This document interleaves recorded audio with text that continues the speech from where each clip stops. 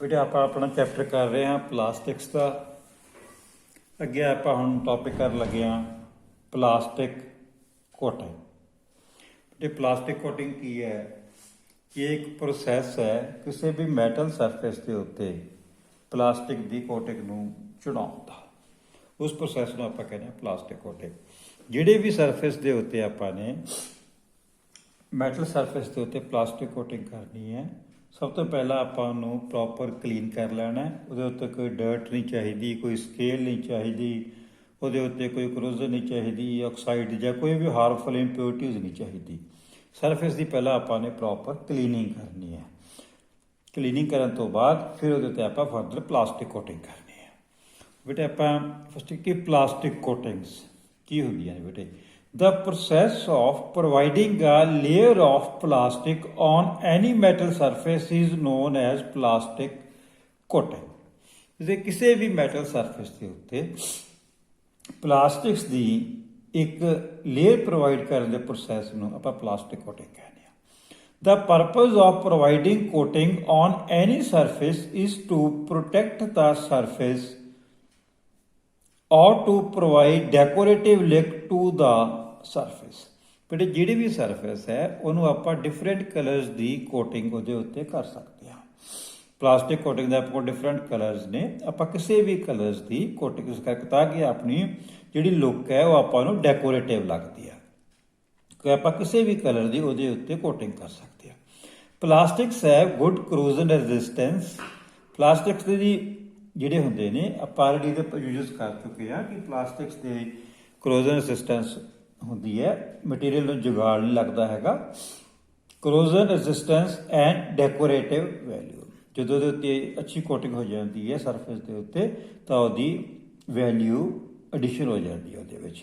So it is widely used in almost every field where coating is required.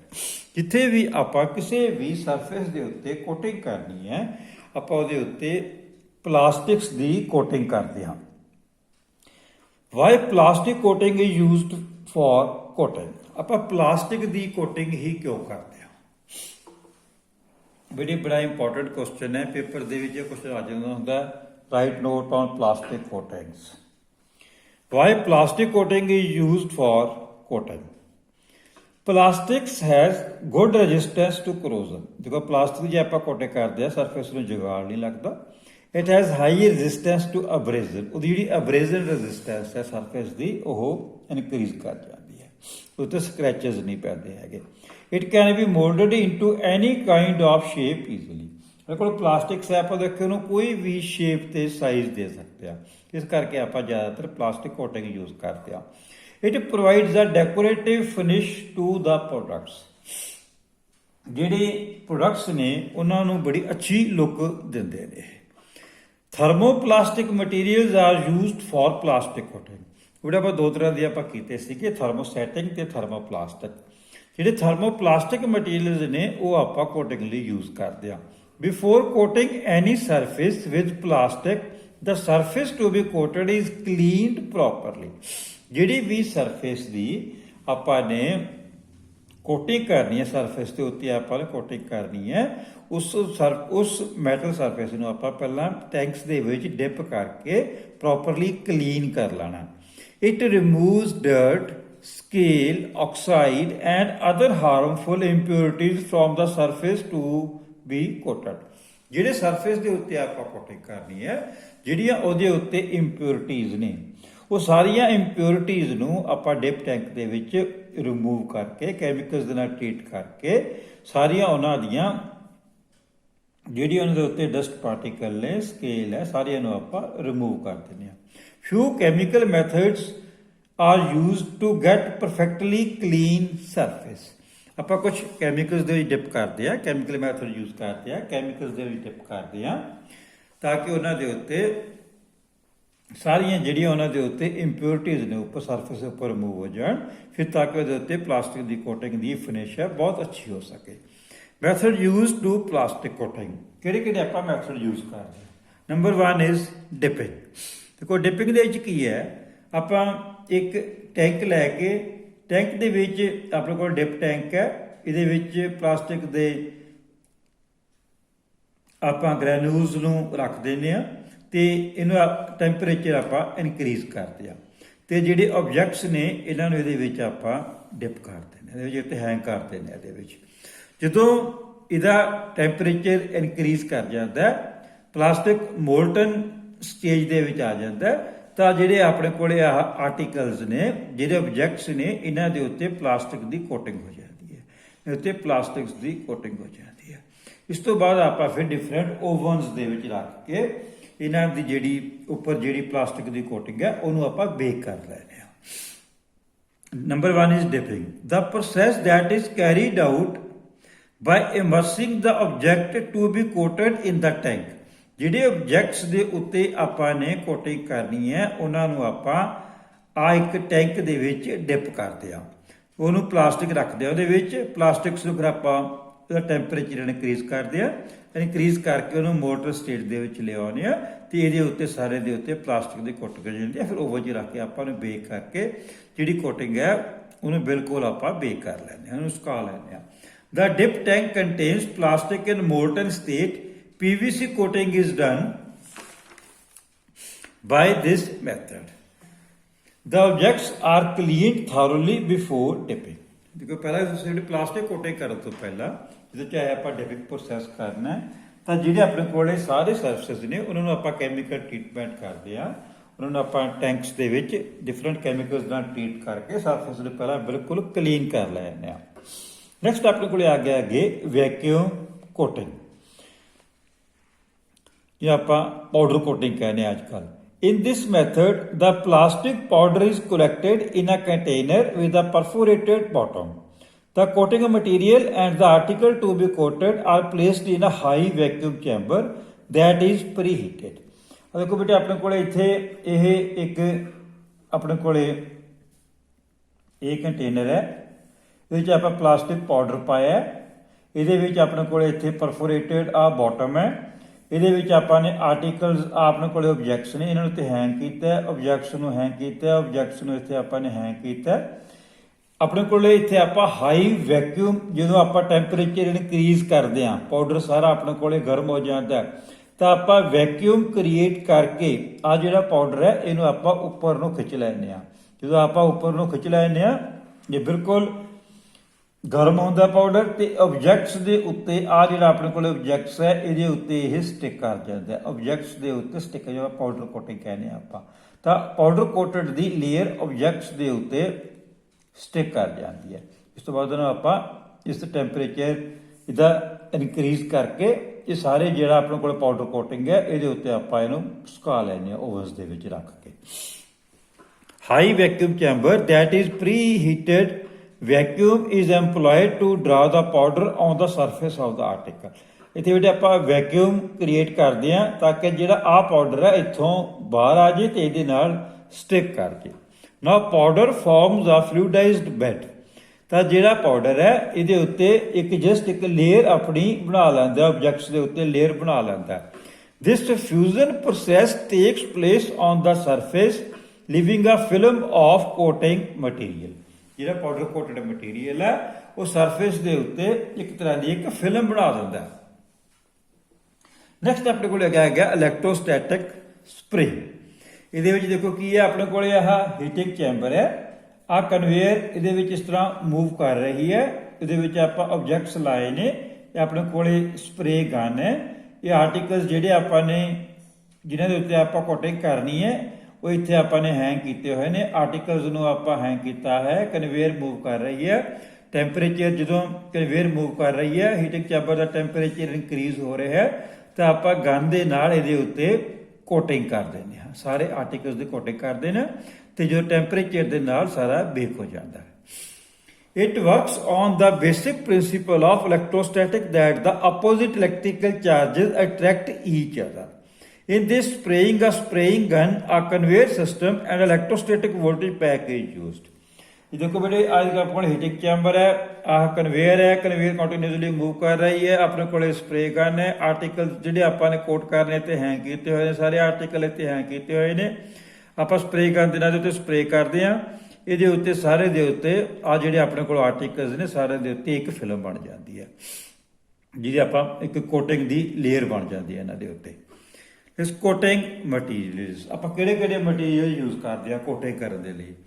In coating materials many of the ingredients are polymers. ਆਪਾਂ ਜ਼ਿਆਦਾਤਰ ਇਹਦੇ ਵਿੱਚ polymer use ਕਰਦੇ ਆ। ਪੋਲੀਮਰਸ ਪਹਿਲਾਂ ਆਪਾਂ ਕਰ ਚੁੱਕੇ ਆ ਕਿ ਆਪਾਂ ਪੋਲੀਮਰ ਯੂਜ਼ ਕਰਦੇ ਆ and majority of which are of organic origin। ਜਿਸ ਤਰ੍ਹਾਂ ਆਪਣੇ ਕੋਲ ਪੇਂਟਸ ਨੇ, ਵਾਰਨਿਸ਼ਸ ਨੇ, ਅਨੈਮਲਸ ਨੇ, ਜ਼ਿਆਦਾਤਰ ਆਪਾਂ ਇਹ ਯੂਜ਼ ਕਰਦੇ ਆ ਕੋਟਿੰਗ ਕਰਨ ਦੇ ਲਈ। ਨੈਕਸਟ ਅੱਗੇ ਬੇਟੇ ਆਪਣੇ ਕੋਲ ਆ ਗਿਆ ਫੂਡ ਗ੍ਰੇਡ ਪਲਾਸਟਿਕਸ। ਬੇਟੇ ਇਹ ਵੀ ਬੜਾ ਇੰਪੋਰਟੈਂਟ ਕੁਐਸਚਨ ਹੈ, ਪੇਪਰ ਤੋਂ ਆਉਂਦਾ ਹੁੰਦਾ। ਰਾਈਟ ਨੋਟ ਆਨ ਫੂਡ ਗ੍ਰੇਡ ਪਲਾਸਟਿਕਸ। ਬੇਟੇ ਕੁਝ ਜਿਹੜੇ ਹੁੰਦੇ ਨੇ ਆਪਾਂ ਨੇ ਗਵਰਨਮੈਂਟ ਰੂਲ ਡਿਸਾਈਡ ਕਰਦੀ ਹੈ।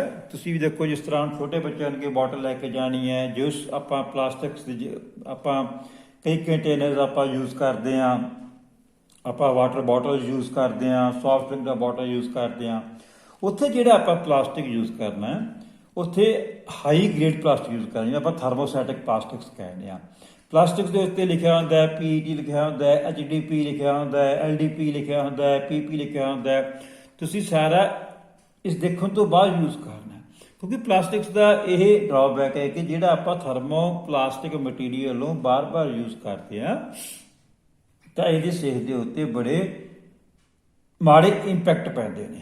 ਉਹਨਾਂ ਨੂੰ ਅਵੋਇਡ ਕਰਨ ਦੇ ਲਈ ਤੁਹਾਨੂੰ ਜਿਹੜਾ ਆਪਣੀ ਡਾਇਰੈਕਟਲੀ ਸਿਹਤ ਦੇ ਨਾਲ ਰਿਲੇਟਡ ਆਪਾਂ ਦੇਖੋ ਬਰਸ਼ ਯੂਜ਼ ਕਰਨਾ, ਉਹਦੇ ਲਈ ਹਮੇਸ਼ਾ ਦੇਖਣਾ ਚਾਹੀਦਾ ਆਪਾਂ ਨੂੰ ਕਿ ਆਪਾਂ ਨੇ ਵਾਟਰ ਬੋਟਲਸ ਨੇ, ਕੈਚਅਪ ਦੀਆਂ ਬੋਟਲਸ ਨੇ, ਆਪਣੇ ਕੋਲ ਕੋਈ ਸਲਾਦ ਡਰੈਸਿੰਗ ਬੋਟਲਸ ਨੇ, ਪੀਨਟ ਹੈ, ਬਟਰ ਹੈ, ਜੈਮ ਜਾਰਸ ਨੇ, ਜੋ ਕੁਛ ਵੀ ਆਪਾਂ ਆਪਣੇ ਫੂਡ ਨਾਲ ਰਿਲੇਟਡ ਹੈ ਤਾਂ ਉਹਦੇ ਵਿੱਚ ਹਾਈ ਕੁਆਲਿਟੀ ਪਲਾਸਟਿਕ ਹੀ ਯੂਜ਼ ਕਰਨਾ ਚਾਹੀਦਾ।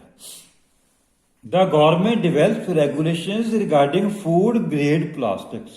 Food grade plastic must meet certain standards of purity. It cannot contain dyes, other additives, or recycled plastic products deemed harmful to humans. ਬੇਟੇ ਜਿਹੜੇ ਰੀਸਾਈਕਲਡ ਪਲਾਸਟਿਕ ਦੇ ਜਿਹਨੇ ਆਪਾਂ ਥਰਮੋ ਪਲਾਸਟਿਕ ਮਟੀਰੀਅਲ ਯੂਜ਼ ਕੀਤਾ ਹੈ, ਇਹ ਸਾਡੇ ਸਿਹਤ ਦੇ ਲਈ ਇਹਨਾਂ ਦੇ ਸਾਡੇ ਸਿਹਤ ਦੇ ਉੱਤੇ ਮਾੜੇ ਇੰਪੈਕਟ ਪੈਂਦੇ ਨੇ। ਜਿਸ ਤਰ੍ਹਾਂ ਆਪਣੇ ਕੋਲ ਤੁਸੀਂ ਦੇਖਣਾ ਜਿਹੜੇ ਉੱਤੇ ਲਿਖਿਆ ਹੈ PET ਲਿਖਿਆ ਹੈ ਔਰ PET ਲਿਖਿਆ ਹੈ, ਇਹ ਗੁੱਡ ਕੁਆਲਿਟੀ ਦਾ ਪਲਾਸਟਿਕ ਹੈ। It is used to make soft drink bottles. ਇਹ ਸੌਫਟ ਡਰਿੰਕ ਦੀਆਂ ਬੋਟਲਸ ਨੇ, ਦੇਖੋ ਉਹਦੇ ਪਿੱਛੇ ਸਿੰਬਲ ਬਣਿਆ ਹੁੰਦਾ। ਤੁਸੀਂ ਜਦੋਂ ਵੀ ਪਰਚੇਜ਼ ਕਰਨੀ ਹੈ ਇਸ ਚੀਜ਼ ਨੂੰ ਦੇਖ ਕੇ ਪਰਚੇਜ਼ ਕਰੋ। ਵਾਟਰ ਬੋਟਲਸ ਦੇ ਉੱਤੇ, ketchup and salad dressing bottles ਦੇ ਉੱਤੇ, peanut butter and jam Jars ਦੇ ਉੱਤੇ। ਫਿਰ HDPE ਆਪਾਂ ਕਹਿੰਦੇ ਕਿ ਹਾਈ ਡੈਂਸਿਟੀ ਪੋਲੀਐਥੀਲੀਨ, ਇਹ ਗੁੱਡ ਹੈ। ਇਹ ਪਲਾਸਟਿਕ ਜੇ ਤੁਸੀਂ ਉੱਪਰ HDP ਲਿਖਿਆ ਹੈ, ਇਹ ਤੁਸੀਂ ਆਪਣੇ ਫੂਡ ਦੇ ਆਈਟਮਸ ਦੇ ਲਈ ਗ੍ਰੇਡਸ ਦੇ ਲਈ ਇਹਨੂੰ ਯੂਜ਼ ਕਰ ਸਕਦੇ ਹੋ। ਫਿਰ PVC ਔਰ ਕਲਾ ਵੀ ਇਹ ਬੈਡ ਹੈ, ਆਪਾਂ ਪੋਲੀਵਿਨਾਈਲ ਕਹਿੰਦੇ ਹਾਂ। LDPE ਇਹ ਓਕੇ ਹੈ, ਲੋ ਡੈਂਸਿਟੀ ਪੋਲੀਐਥੀਲੀਨ ਹੈ, ਇਹ ਓਕੇ ਹੈ। PP ਓਕੇ ਹੈ, ਪੋਲੀਪ੍ਰੋਪੀਲੀਨ ਓਕੇ ਹੈ। PS ਲਿਖਿਆ ਹੈ ਬੈਡ ਹੈ। ਅਦਰ ਯੂਜਲੀ ਪੋਲੀਕਾਰਬੋਨੇਟ ਬੈਡ ਹੈ ਜੇ ਆਪਾਂ ਫੂਡ ਗ੍ਰੇਡ ਦੇ ਯੂਜ਼ ਕਰਨੇ ਨੇ। ਨੈਕਸਟ ਅੱਗੇ ਆਪਣੇ ਕੋਲ ਆ ਗਿਆ rubber. Rubber is an elastic organic material which can be stretched up to twice of its original length without any permanent changes in its dimensions. Rubber ਬੇਟੇ ਇੱਕ ਇਲਾਸਟਿਕ ਆਰਗੈਨਿਕ ਪੋਲੀਮਰ ਹੈ ਜਿਸ ਨੂੰ ਅਸੀਂ ਸਟ੍ਰੈਚ ਕਰ ਸਕਦੇ ਹਾਂ ਇਹਦੀ ਓਰੀਜਨਲ ਲੈਂਥ ਤੋਂ 2 ਗੁਣਾ ਜ਼ਿਆਦਾ ਵਿਦਾਊਟ ਚੇਂਜਸ ਇਨ ਡਾਈਮੈਂਸ਼ਨਸ। ਇਹਦੀਆਂ ਲੈਂਥਸ ਨੂੰ, ਇਹਦੀਆਂ ਡਾਈਮੈਂਸ਼ਨਸ ਨੂੰ, ਇਹਦੇ ਸਾਈਜ਼ ਨੂੰ ਬਿਨਾਂ ਚੇਂਜ ਕੀਤੇ। Types of rubber. Number 1 is natural rubber. It is obtained from the bark of the rubber trees. Elasticity is more but force is less. ਬੇਟੇ ਇੱਕ ਆਪਣੇ ਕੋਲ ਨੈਚੁਰਲ ਰਬੜ ਹੁੰਦੀ ਹੈ ਜਿਹੜੀ ਆਪਾਂ ਨੂੰ ਜਿਹੜੀ ਰਬੜ ਟਰੀਜ਼ ਹੈ ਜਿਹੜੇ ਉਹਦੀ ਬਾਰਕ ਹੁੰਦੀ ਹੈ, ਛਿਲੜ ਹੁੰਦੀ ਹੈ, ਤੇ ਆਪਾਂ ਉਹਨਾਂ ਉੱਤੇ ਕੱਟ ਲਾ ਦਿੰਦੇ ਆ, ਉਹਨਾਂ ਨੂੰ ਆਪਾਂ ਜਸਟ ਕੱਟਣੇ 'ਚ ਇਕੱਠਾ ਕਰ ਲੈਂਦੇ ਆ। ਉਹ ਜਿਹੜੀ ਆਪਾਂ ਰਬੜ ਇਕੱਠੀ ਕਰਦੇ ਹਾਂ ਉਹਨੂੰ ਆਪਾਂ ਨੈਚੁਰਲ ਰਬੜ ਕਹਿੰਦੇ ਹਾਂ। It is obtained from bark of the rubber trees. Elasticity is more but force is less. Next ਅੱਗੇ ਆਪਣੇ ਕੋਲੇ ਆ ਗਿਆ vulcanization of rubber. It is a process in which properties of raw rubber are improved by compounding with sulfur. ਬੇਟੇ ਆਪਾਂ vulcanization ਕਰਨੀ ਹੈ rubber ਦੀਆਂ, ਉਹਦੀਆਂ ਪ੍ਰੋਪਰਟੀਜ਼ ਨੂੰ ਇਨਕਰੀਜ਼ ਕਰਨਾ ਹੈ। ਉਹਦੇ ਵਿੱਚ ਆਪਾਂ ਕੰਪਾਊਂਡਿੰਗ ਵਿਦ ਸਲਫਰ, ਉਹਦੇ ਨਾਲ ਸਲਫਰ ਨੂੰ ਕੰਪਾਊਂਡ ਕਰ ਦਿੰਦੇ ਹਾਂ। Vulcanization is carried out by heating raw rubber in the presence of sulfur to 110 ਤੋਂ ਲੈ ਕੇ 140 ਡਿਗਰੀ ਸੈਂਟੀਗ੍ਰੇਡ ਤੱਕ ਆਪਾਂ ਇਹਨੂੰ ਗਰਮ ਕਰਦੇ ਹਾਂ ਸਲਫਰ ਦੀ ਪ੍ਰੈਜ਼ੈਂਸ ਦੇ ਵਿੱਚ। ਉਹਦੇ ਨਾਲ ਕੀ ਹੈ, ਉਹਦੀ ਆਪਾਂ ਵੈਲਕਨਾਈਜੇਸ਼ਨ ਕਰ ਦਿੰਦੇ ਹਾਂ। ਸਿੰਥੈਟਿਕ ਔਰ ਆਰਟੀਫਿਸ਼ੀਅਲ ਰਬੜ, ਇੱਕ ਆਪਣੇ ਕੋਲ ਨੈਚੁਰਲ ਰਬੜ ਸੀਗੀ ਜਿਹੜੀ ਆਪਾਂ ਨੇਚਰ ਤੋਂ ਆਪਣੇ ਰਬੜ ਪਲਾਂਟਸ ਤੋਂ ਆਪਾਂ ਕਲੈਕਟ ਕਰਦੇ ਹਾਂ। ਇੱਕ ਆਪਣੇ ਕੋਲ ਸਿੰਥੈਟਿਕ ਹੈ ਜਾਂ ਆਰਟੀਫਿਸ਼ੀਅਲ ਰਬੜ ਹੈ ਜਿਹਨੂੰ ਆਪਾਂ ਮੈਨ ਮੇਡ ਕਹਿੰਦੇ ਹਾਂ। Synthetic rubber is any vulcanizable man made rubber like polymer. ਇਹ ਪੋਲੀਮਰ ਦੀ ਤਰ੍ਹਾਂ ਹੁੰਦੀ ਹੈ, ਜਿਸ ਤਰ੍ਹਾਂ ਪੋਲੀਮਰ ਆਪਣੇ ਕੋਲ ਮੈਨ ਮੇਡ ਹੁੰਦਾ, ਇਸ ਤਰ੍ਹਾਂ ਆਪਣੇ ਕੋਲ ਰਬੜ ਵੀ ਮੈਨ ਮੇਡ ਹੁੰਦੀ ਹੈ। which can be stretched to at least twice its length, but it returns to its original shape and dimensions on the removal of the stretching force। ਆਪਾਂ ਇਹਨੂੰ 2 ਗੁਣਾ ਤੱਕ ਇਹਦੀ ਆਪਾਂ ਨੂੰ ਸਟ੍ਰੈਚ ਕਰ ਸਕਦੇ ਹਾਂ ਇਹਦੀ ਲੈਂਥ ਨੂੰ, ਪਰ ਇਹ but it returns to its original shape, ਇਹ ਆਪਣੀ original shape ਦੇ ਵਿੱਚ ਵਾਪਸ ਆ ਜਾਂਦੀ ਹੈ and dimensions on the removal of the stretching force. ਜਦੋਂ ਆਪਾਂ ਇਹਦੇ ਉੱਤੇ ਜਿਹੜਾ ਲੋਡ ਲਾਇਆ ਸਟ੍ਰੈਚਿੰਗ ਫੋਰਸ ਲਾਈ ਹੈ ਉਹਨੂੰ ਆਪਾਂ ਰਿਮੂਵ ਕਰਦੇ ਹਾਂ ਤਾਂ ਉਹ ਆਪਣੀ ਓਰੀਜਨਲ ਸ਼ੇਪ ਦੇ ਵਿੱਚ ਵਾਪਸ ਆ ਜਾਂਦੀ ਹੈ। Synthetic rubber is synthesized from crude oil, ਤੇ ਆਪਣੇ ਕੋਲ ਕਰੂਡ ਆਇਲ ਹੈ, ਪੈਟਰੋਲੀਅਮ ਪ੍ਰੋਡਕਟਸ ਨੇ, ਹਾਈਡਰੋਕਾਰਬਨਸ ਜਿਹਨਾਂ ਆਪਾਂ ਕਹਿੰਦੇ ਆ। Synthetic rubber is synthesized from crude oil by products, ਜਿਹੜੇ ਉਹਨਾਂ ਦੇ ਬਾਈ ਪ੍ਰੋਡਕਟਸ ਨੇ ਉਹਨਾਂ ਤੋਂ ਆਪਾਂ ਇਹਨੂੰ ਆਬਟੇਨ ਕਰਦੇ ਹਾਂ ਬਾਈ using solution or emulsion polymerization techniques. Polymer technique use ਕਰਕੇ ਉਹ ਤੋਂ ਆਪਾਂ ਇਹਦਾ ਤਿਆਰ ਕਰਦੇ ਹਾਂ। Synthesized rubbers are high quality rubbers with consistent polymer content can be obtained with very low impurities। ਇਹ ਵੀਡੀਓ ਤੁਹਾਡੇ ਕੋਲੇ ਅੱਜ ਤੁਹਾਡਾ ਇਹ ਟੌਪਿਕ ਹੈ ਜਿਹੜਾ ਇਹ ਪਲਾਸਟਿਕਸ ਦਾ ਖਤਮ ਹੋ ਗਿਆ। ਪਲਾਸਟਿਕਸ ਦੇ ਵਿੱਚ ਤੁਹਾਨੂੰ 5-5 ਨੰਬਰ 2 ਕੁਐਸਚਨਸ ਆ ਜਾਣੇ ਨੇ, ਇਸ ਮੈਂ 2 ਪਾਰਟ ਦੇ ਵਿੱਚ ਤੁਹਾਡੀ ਵੀਡੀਓ ਬਣਾ ਕੇ ਭੇਜੀ ਹੈ। ਇਹਨੂੰ ਤੁਸੀਂ ਚੰਗੀ ਤਰ੍ਹਾਂ ਇਹਨੂੰ ਧਿਆਨ ਨਾਲ ਸੁਣਨਾ ਹੈ, ਇਹ ਤੁਹਾਡੀ ਡਿਫਿਕਲਟੀ ਜਿਹੜਾ ਬਾਅਦ ਚ ਰਿਮੂਵ ਕਰਾਂਗਾ। ਥੈਂਕ ਯੂ ਬੇਟੇ।